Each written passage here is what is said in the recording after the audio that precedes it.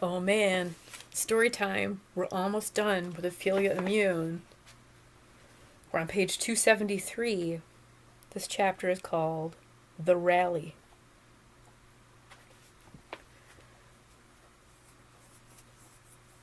Kite doesn't come home tonight. I don't want to sleep alone in the closet, so I curl up on the dining room table where I keep watch over my sister.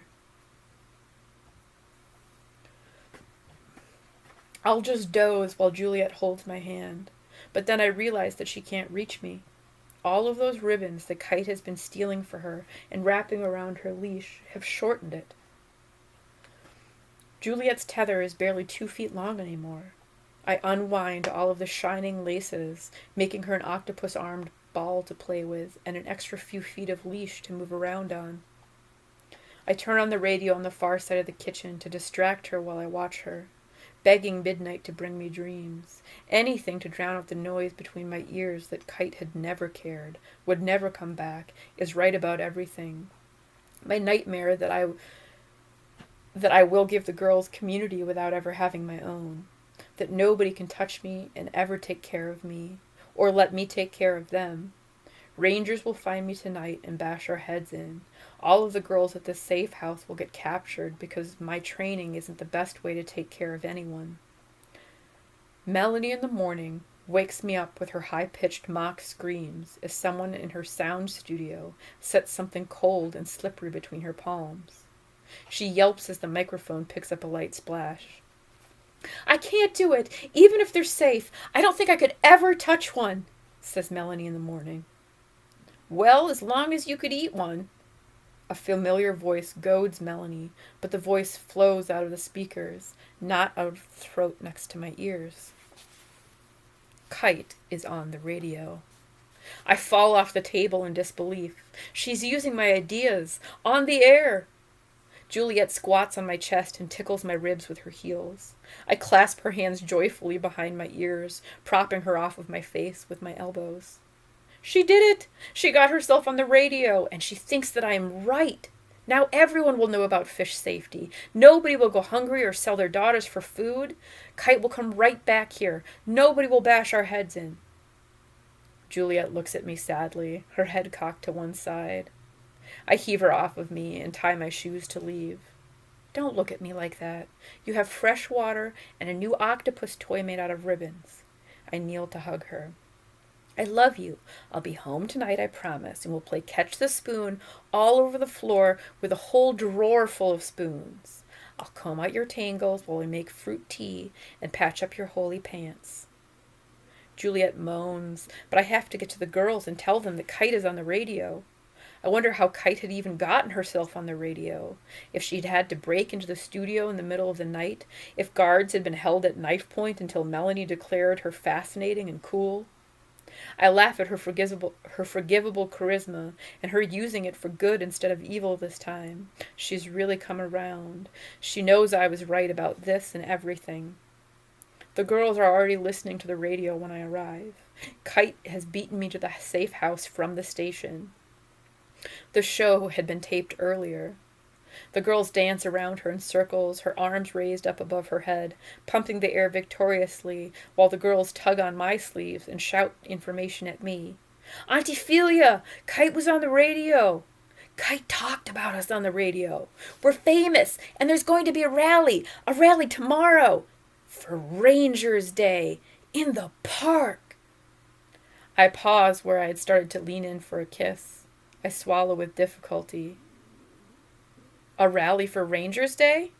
"Rangers Day. A rally tomorrow." I drag Kite into the office by her shirt. "When is Rangers Day?" "Aren't you going to congratulate me? Your friends are happy for me.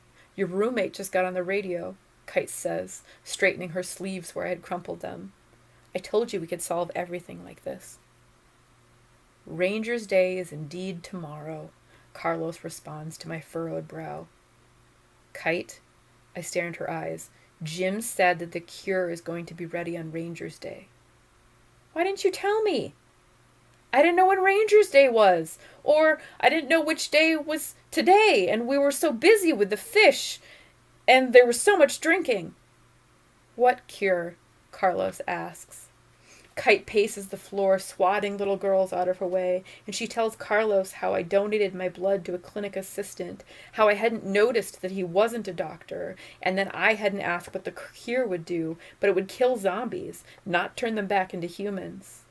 She described the zombie poison as she imagined it, rangers with machine guns and gas masks spraying squatters as they all cowered beneath soaking cardboard, undead craniums exploding all over them to cause new waves of infection. Buildings would crumble, forests would burn. Kite reminded us how the scientists had killed the water with their last cure and wondered what they would kill with this one. I'm sure it won't be that bad. Carlos folds and refolds his lapel crease. My wife, the nurse, really liked vaccines.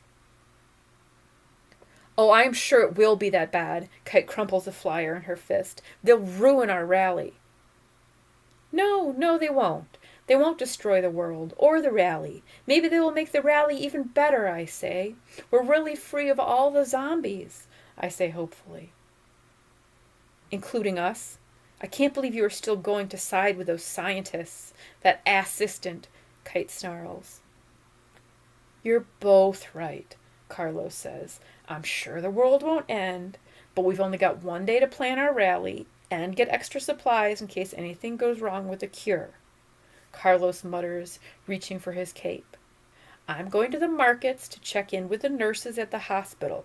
You two finish the armbands and flyers, and then run and ask your scientist if the cure will be pills, or syringes, or a spray, and who will be in charge of it.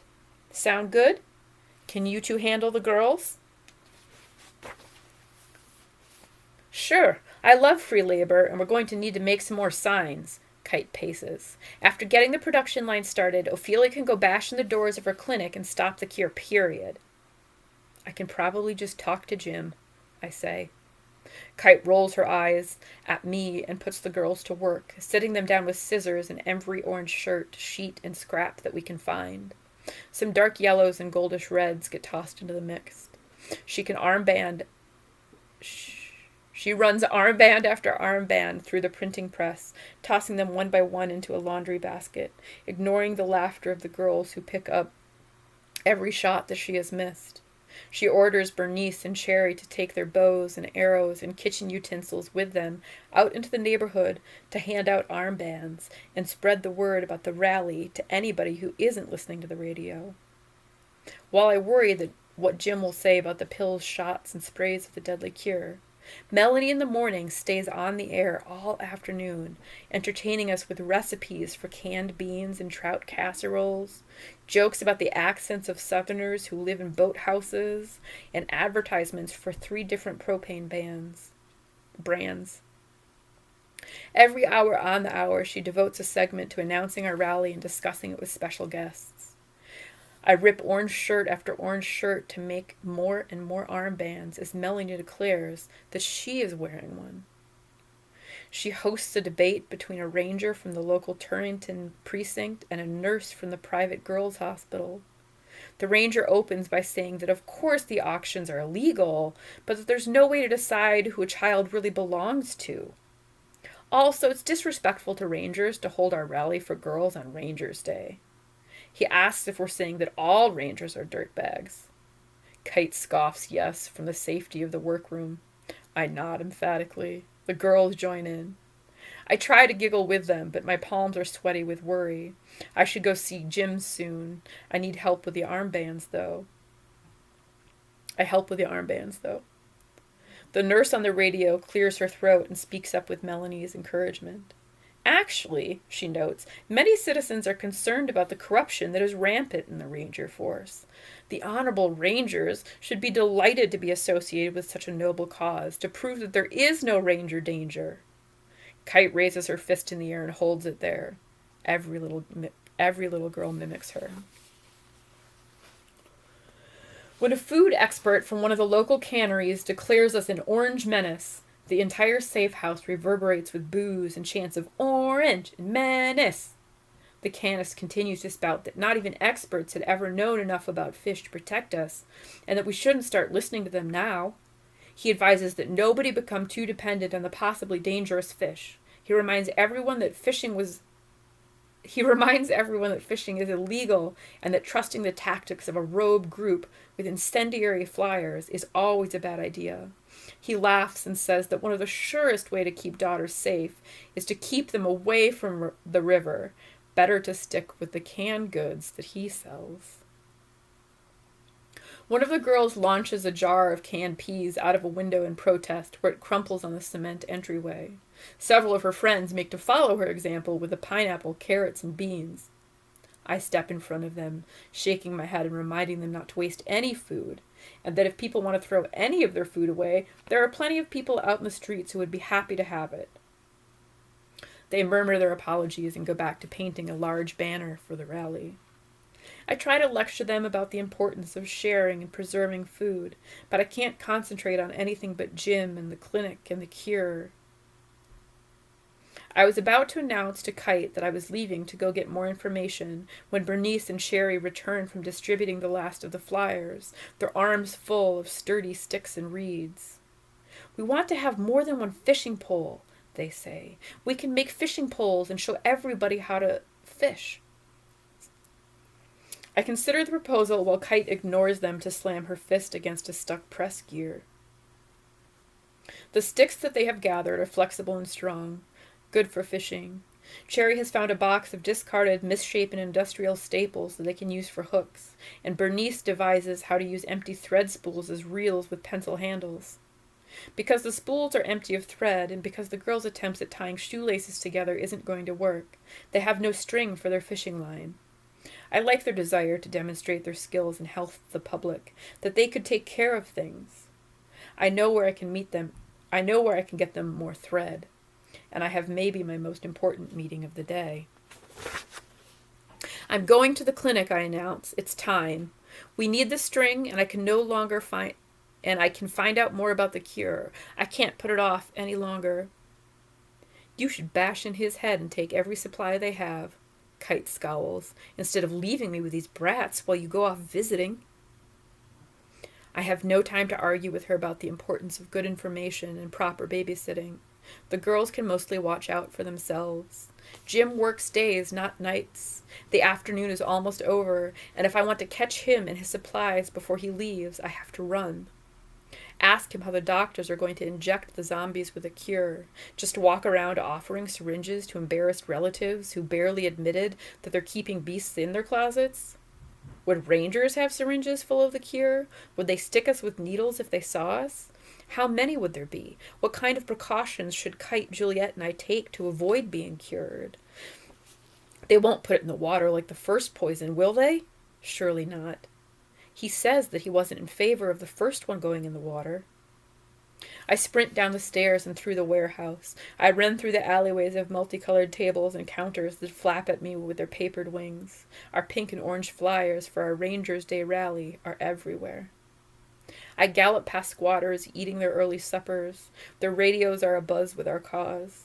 I jog past Melanie covering the stories of parents who had sold the girls and hoped to find them again someday, maybe tomorrow at the rally. Ranger Ron, of the Family Files, reports on the lives of girls who have been sold but enjoyed being the heads of their new families. Rangers and businessmen plead with listeners to realize that the Orange Menace is promoting the opposite of what is good for girls who want to fit into society. Doctors and scientists remind everybody to eat only healthy-looking meat of any kind and to cook all food thoroughly. The squatters shout that I'm kicking dust into their sunfish omelets. I shout that I am sorry, but an airplane flies overhead and drowns me out. I squint up at it. I haven't seen an airplane for ages. Little kids stop in the streets and stare up at it too. They clap. I hoot with them, but keep running. Everybody's out celebrating and getting ready. Maybe we're going back to the moon, but I need more string for fishing poles and to know what to do about the cure. What will the pills or gas cans look like so that some of us can avoid it? They really won't put it in the water, will they? I ring the clinic's delivery bell. Jim sticks his nose out the door. He opens it wide, his face full of stress. "Ophelia, thank God. Come in here." I peer nervously at the entrance. This is the safest place you can be, he urges me. How are you? Is everything okay? I'm so glad you came. I'm fine. I just need some string to make about 35 fishing poles for the rally tomorrow and to ask you some questions about the cure. What will the pills or syringes look like? Who will have them? It won't be in the water, will it? In the water? No. There's no time. Get in here. We're spraying the cure early. Tonight. Now. We have to have it finished by the rally so that Rangers Day will be safe for barbecues. I wondered if you were involved with the fish in the rally. Good for you. Come on in here. Oh, you're spraying it later tonight from the airplanes? There haven't been any announcements yet. Like I said, we're spraying it before Rangers Day and coating the city in chemicals. It's not really the kind of thing you announce until it's a success. There are some risks, including to you especially, Ophelia. Get in here right now where it's safe. The spray planes are already in the air. I reach for a ball of twine on the medical cart near the door. I'm just going to run out and deliver this string and get the other zombies that I need to save, and I'll be right back. Oh, I'm so sorry, Ophelia. For what? You don't have time. Jim raises a huge fire extinguisher up over his head, and he hits me in the face. My head spins. A swarm of cockroaches swirl inside of my head. I lay down on the floor. I can feel myself being dragged across the threshold. I hear a heavy door click shut behind me. The cure. I wake up alone in a cold room with glaring aluminum lab tables and glass tubes snaking from beaker to beaker. I crawl to a sink and pull myself up with my open mouth under the tap to drink down the clear water that will replace the thick glue seeping from my long gash on my forehead. Jim has hit me in the face. I brace myself against the only door in sight. Jim! Jim! I scream at the heavy locked barrier. It's solidly constructed, double-layered titanium and steel with buttons and a speakerphone next to it. I spit on the controls. Stupid of me ever to come back to the clinic. The stupid assistant had tricked me again with his talk of family and medicine. How could I have forgotten that I needed to take care of everyone? I needed to take care of the girls from the buyers, the squatters from starvation, humans from zombies, Kite and Juliet from the cure, and myself from Jim. Jim's cure that will kill us all, take care of us in ways I hadn't. I have failed again, failed to remember my duties. After teaching the girls to take care of themselves, I hadn't taken care of my family. Again, I need to escape to save Juliet and Kite or stop the airplanes. Half of the lab's front wall is glass, so I pick up the heavy fire extinguisher that Jim has left behind, with a large splotch of blood from my head on one end. I thrust it at the large window. It thuds dully. I hit it again and again until my wrists are both splintered and crooked. The glass doesn't even crack. The delivery bell rings. I stand at the ready. I watch Jim walk calmly down the corner, swishing steadfastly in his lab coat. He doesn't look at me while he opens the door to the outside world. It's Kite. Kite has rung the bell. Bless her. She'll clobber him immediately and get me out. Ha! Is she here? I knew she wouldn't just clobber you and take what we needed. Is she in there? You didn't cure her, did you? She asks Jim impatiently, fingering her shiny sickle. He steps aside so that she can see me through the glass. Oh, hey. She steps in and speaks to me. Can you grab some cotton balls while you're here? I don't want to use up all of our paper as fire starter for the cooking barrels. Open the door.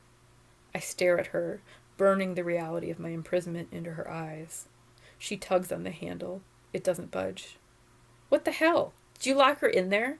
What is your problem, assistant?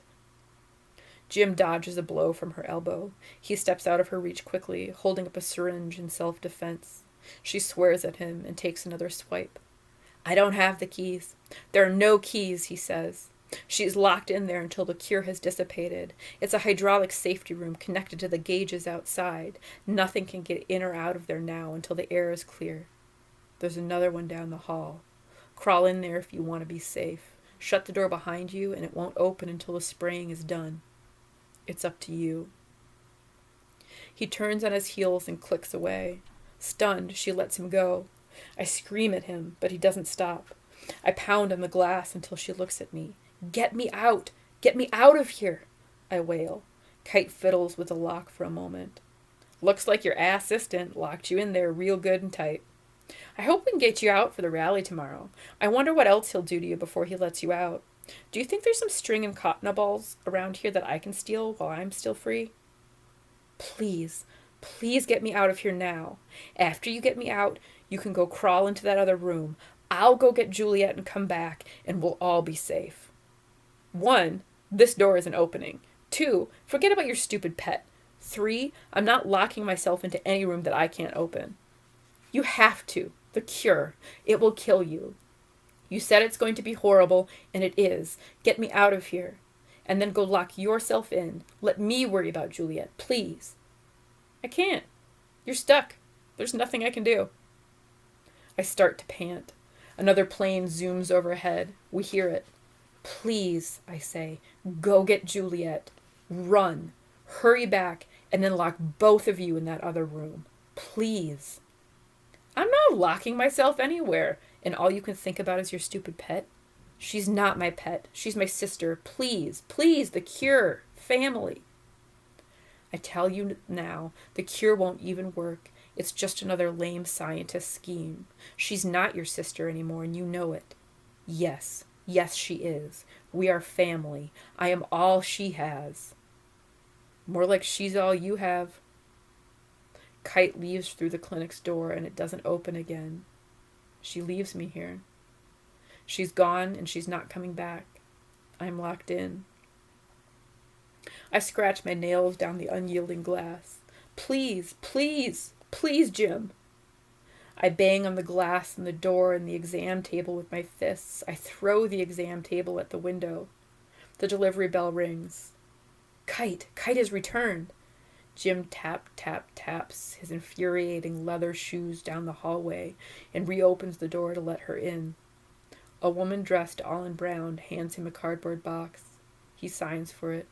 The delivery woman leaves. Jim steps up to my glass, clipboard in hand. I'm sorry your friend left.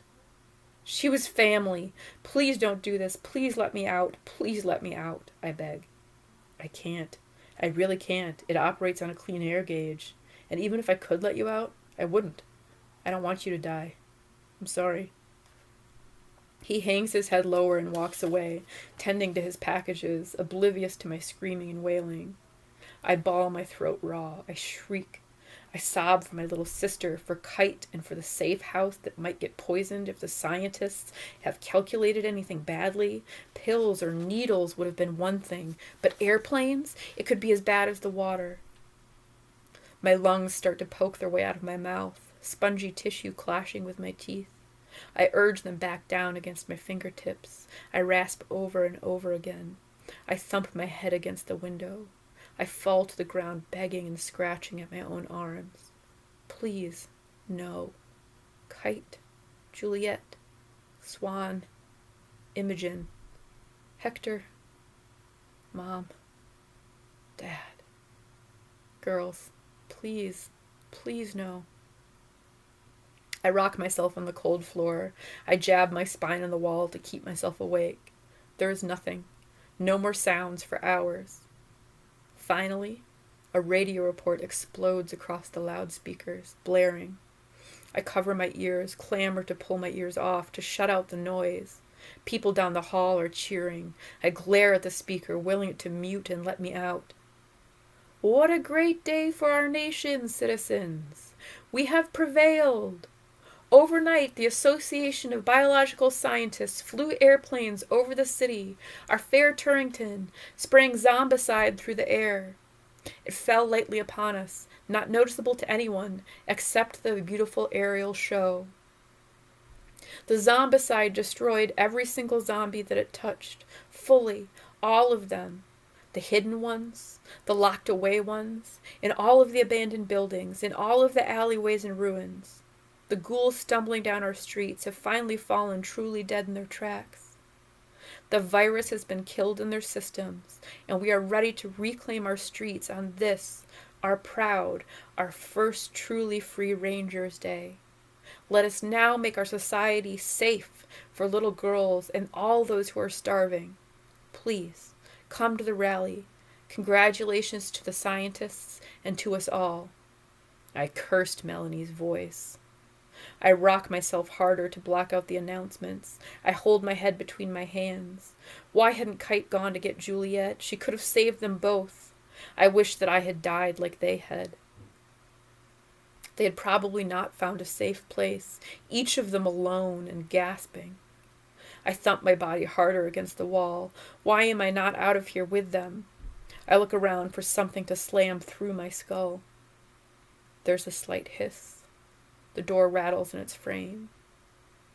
The air is clear. It was Jim. I lift my chin and stare at him through the glass. I can't see him clearly through my swollen eyes. He holds a clipboard and a gauge, knobs, and antenna.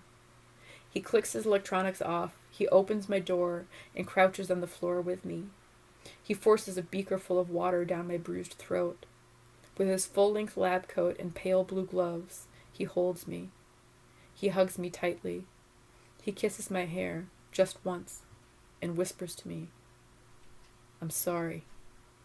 I'm glad that you are alive, but I'm sorry." I reach for the door. I need to be outside. I kick the exit door open and burst forth to search for Kite and Juliet. Maybe they did find a safe place. But they're right here, right in front of me, dead, again. Kite and Juliet are curled side by side on the pavement, Juliet tucked under one of Kite's arms, the other stretching for the delivery bell. I fall onto them, sobbing. I sob until I have no water left in my body, and then I cry dryly, rattling and shaking. I hold them together tightly. Kite had gone to get Juliet. She had cared. She had been my family, both of them. And now my family is dead. Again. Gone, but so close. How could I have not protected them from the cure? How had I not known when Rangers Day was? I'd killed all of my loved ones. I haven't taken care of anyone. I'm sorry. I'm so sorry. Jim kneels next to me with another beaker of water. I had hoped that you would all come sooner. I looked for you, but I didn't know how to find you. I nod, barely able to see through the crystallized salt in my eyes. I've killed them. I point to Juliet. She was my family. I point to Kite. She was my family. I pause and I sob. My family really is nothing now, because the cure won't ever make us human. I'm sorry, he says, but not for nothing. Think how many people are safe from zombies right now. There's still so much to do. He hands me a roll of strong, clear twine and a brand new tarp from inside the clinic. I spread it out flat next to them, touch their cheeks, gently, stroke their hair out of their faces. I close Kite's lavender eyelids. I brush the dust bunnies from Juliet's devilish mouth. I can't bear to chop them up. I sob quietly, standing over them. I feel Jim's hand on my shoulder. He helps me slide them onto the sheet. In slow motion, we wrap them tightly, all in one piece, very tightly, so tightly that it'll never come open and reveal them as they burn. I'm so sorry, Jim repeats. I wasn't strong enough to keep Jim's hands from making me look at him.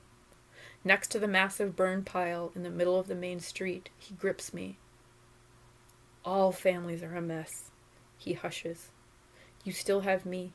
You have an entire city full of little girls to save. And somewhere out there, you have a farm full of your first family, which is more than most of us have got. I look at the clinic's stunned neighbors standing around the burn pile, their faces streaked like mine, squinting into the sun. They're devastated and lonely. But they no longer have to be worried about who is knocking on their closet door. There's no one tied to any of their refrigerators straining to get free. They're all dragging silent bundles. None of them are looking at each other. They just look at the spots where they've left their burdens on the pile. I trudge slowly back down the alleyway without mine. Jim gestures with open arms. Anything you need is yours. I'll see you at the rally. You've done a great thing. I take the string and go. Ophelia, his voice strains behind me. I've missed you, not just your blood. Please take care. You've taught me a lot. Thanks, Jim, for trying. I whisper over my shoulder and keep going. When I get to the safe house, it is silent. I can't hear Carlos organizing the girls to go to the rally as I have expected. Bernice takes no sporting arrow shots at me on my way in. The front door is wide open again, but no giggles are trickling out. Sniffles drift out of the kitchen, little faces peer up at me, streaked like mine. But why? They had no beloved zombies here to die in front of them. They're crouched over a form splayed on the floor. It's Carlos and several little girls. Sylvia, Elise, Monica, Tiny, and the one who had asked to be called Bob. Limp on the linoleum. But why? I pried Sherry off her surrogate father's jacket lapels and hand her to Bernice and kneel beside the bodies. What happened? I asked the rest of the children.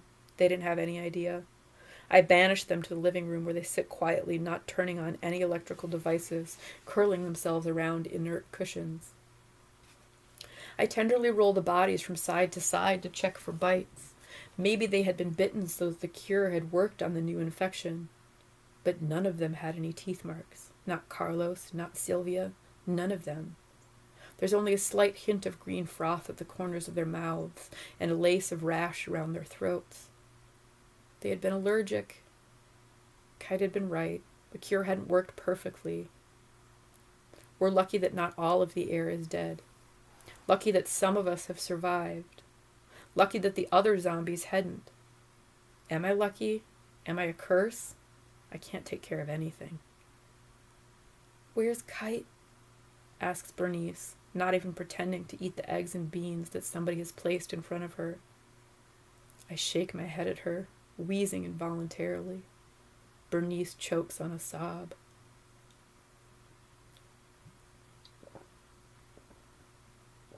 What are we going to do now?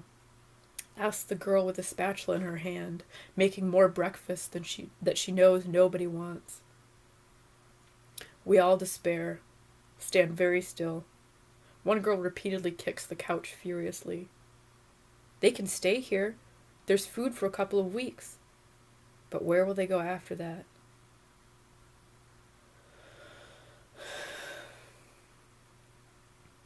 We have to go to the rally, I say. They don't hear me. They don't hear the toddlers among them wailing to be fed. We're going fishing, I tell them. I wrap the screaming tots into clean towels and set them in front of the beans and eggs that none of the older girls are touching. I order Bernice and Sherry to help me wrap Carlos and their friends into thick wool blankets, tightly so they won't come open either. It won't do these girls any good not to teach them what to do in the face of more unspeakable death and tragedy. They need to be taught how to survive and take care of themselves, again, because no one has anything else to offer. I wait while they follow my orders to lace their shoes onto their numb feet, and they plod behind me as I drag their savior and siblings to be burned with everyone else. We stand around the old wharf's burn pile together. I've been here before, too many times. But this times there are other thin, sad figures slouching and lifting their packages just like us.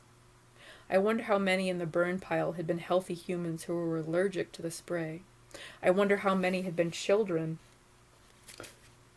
Wonder how many children are now safe from the zombies that their families had been foolishly hiding in their closets or kept tied to refrigerators. I wonder how many families will still come to our rally. How many are depending on us for proof of either salvation or for doom? And which will it be? Okay, I say, that's enough. Let's go. A few shake their heads or sit down. One sinks to her knees heavily in the grass, holding her pigtails and pulling. Nope, I say, not today. Get on your feet. Take care of yourselves. I command. The city is free of zombies. We have food. We can fend for ourselves. We have each other. We've come this far. We're not going to stop now. Get up and take care of yourselves. It's not worth it. A willowy blonde girl collapses to sit on the pavement. Yes, it is, I yell at her. It's all that's ever worth it. Barely resisting the temptation to shake her. The zombies are gone. We are not bitten. Our heads are not bashed. We are not allergic. We keep going. We take care of this. We take care of everyone who is left.